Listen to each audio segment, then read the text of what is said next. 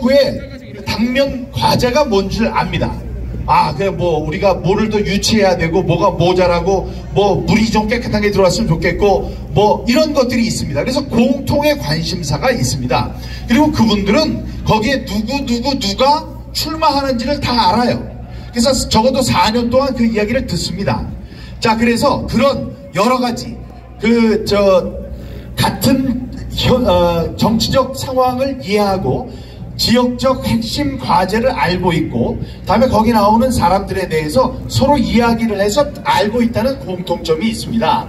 이런 분들이 투표를 하면 사전 투표를 하는 분들, 당일 투표를 하는 분들이 약간 다르다고 할지라도 그 차이는 미미합니다. 그것이 바로 대수의 법칙입니다. 여러분, 그러니까 사전 투표를 한 분과 당일 투표를 한 분이 전부 다 섞여가지고 했던 전체의 투표율이 만약에 박경호, 민경욱이 나왔다. 그럼 박경호가 이겼다. 민경욱이 졌다. 그러면은 그 진 것이 사전 투표에서도 비슷하게 나타나고 당일 투표에서도 비슷하게 나타나야 합니다. 이게 수학의 법칙이기 때문에 이거 아니에요라고 할 수가 없어요. 그거 믿고 다 이런 거 짓는 겁니다. 수학의 법칙에 따라서 다 짓는 거예요. 그런데 지금까지 수십 년 동안 딱 맞았던 그 대수의 법칙이 지난번 문재인 대통령이 당선된 이후에 벌어진 각종 투표에서만 이상하게 나타나는데 어떻게 이상하게 나타났느냐? 사전 투표하고 당일 투표, 사전 관내 투표, 관내 투표, 당일 투표가 거의 비슷하고 전체 투표율이 비슷해야 하는데 항상 10%씩 차이가 났습니다. 항상 10%씩 차이 나는 게 가능하냐? 그러면 안 돼요. 그런데 항상 10%씩 차이 나는 것도 이상한데 항상 민주당 사람만 유리했습니다. 그게 어느 서울 보면 48개 지역구가 있는데 48개 지역구에서 똑같이 일률적으로 48명의 민주당 후보자들은 항상 사전투표에서 유리했고 국힘당의 후보들은 항상 사전투표에서 불리했습니다. 자, 이것도 좀 이상하죠. 그런데 서울시 전체에 425개 행정동이 있습니다. 각 그걸 동으로 잘라봤어요. 동에서는 어떤 거하고 찾아봤습니다. 여러분 놀라지 마세요. 각 동에서도 항상 10%씩 민주당만 유리하고 국힘당은 불리했습니다. 아주 일률적으로. 여기 박경호 위원장이 계시지만 이 투표를 해보면 어느 동에서는 내가 열심히 안 해도 이상하게 높아요.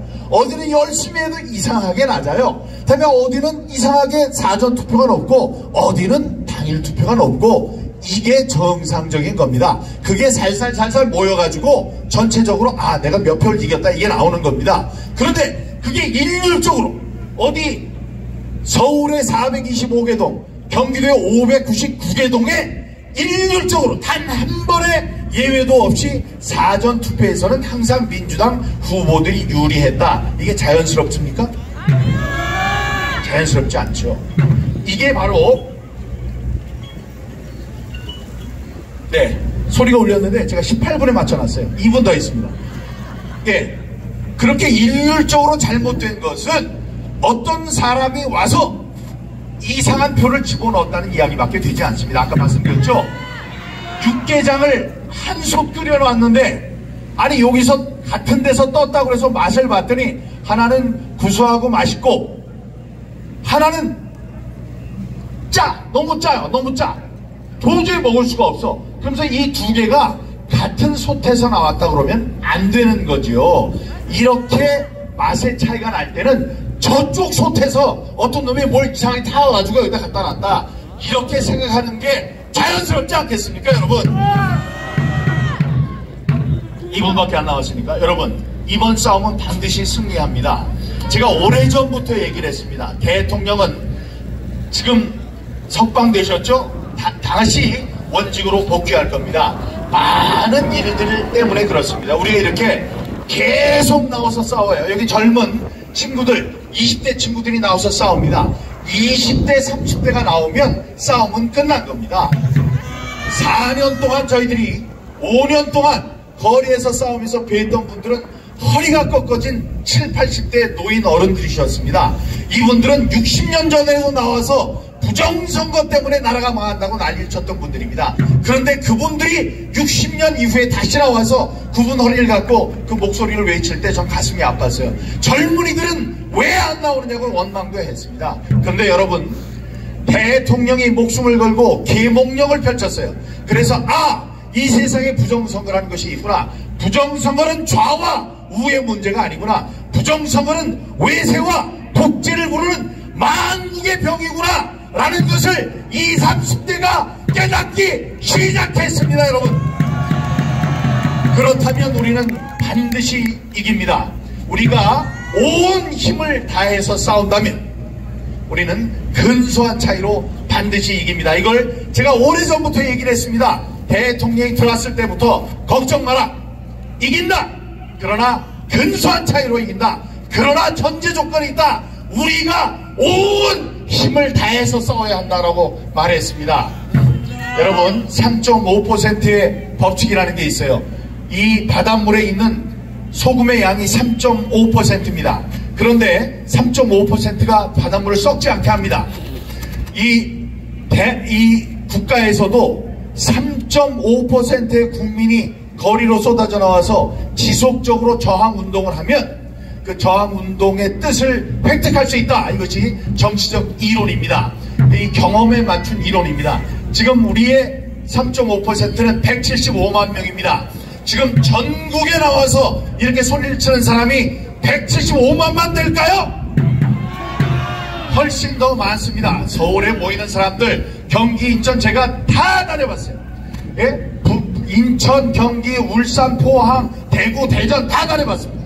자, 거기에 모인 엄청난 구름 같은 사람들 175만 명이 뭡니까? 훨씬 더 많습니다. 그런 분이 5년간 싸워왔다고 보시면 됩니다. 지금도 가열차게 싸우고 있죠. 그러니 우리가 이기는 거죠? 네, 낭망하지 마시고 우리가 힘을 합쳐서 싸우면 반드시 좋은 결과가 나옵니다. 그래서 주말 있으면 우리가 꽃구경 다니면서 즐거운 화사한 봄을 즐길 수 있게 될 것입니다. 구호 한번 외치고 내려가겠습니다. 국민의 명령이다. 부정선거를 규명하라. 우리는 불법적인 윤석열 대통령 탄핵에 반대한다. 반대한다. 대한민국을 부정하는 진북, 친중, 반국가 세력을 척결하라.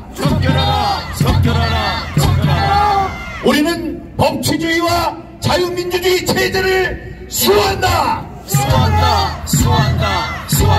우리는 반드시 이길 것입니다. 싸워야 합니다. 희망이 있어서 싸우는 것이 아니고 싸우면 희망이 생깁니다. 여러분, 감사합니다.